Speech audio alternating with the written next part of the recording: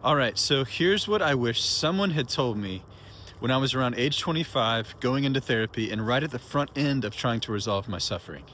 I wish someone had said, Dan, if you're not addressing the root of suffering, which is the repression of buried emotions in the body, on this path, then the best you can hope for is to learn a bunch of concepts that might temporarily distract you from the fact that you're continuing to suffer compulsively.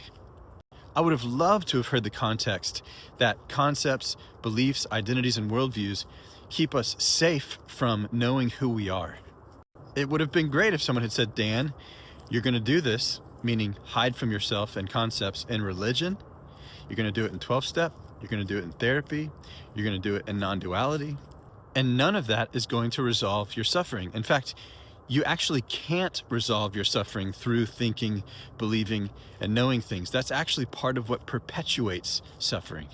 Thinking, believing, and knowing things serves the same purpose as repressing our emotions, which is to say, it keeps us safe and it gets us love.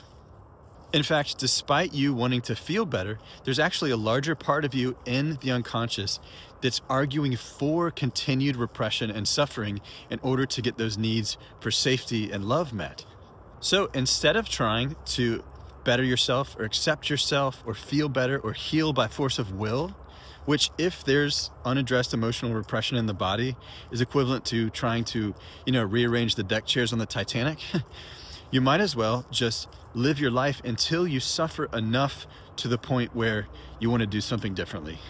And that may take a long time because, as we said earlier, suffering is addictive in that we believe at an unconscious level that it's going to get our needs met for us.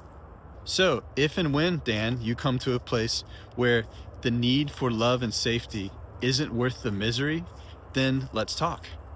There's actually something you can do, which is to reverse and resolve the mechanism of emotional repression in the body, and that will end your suffering.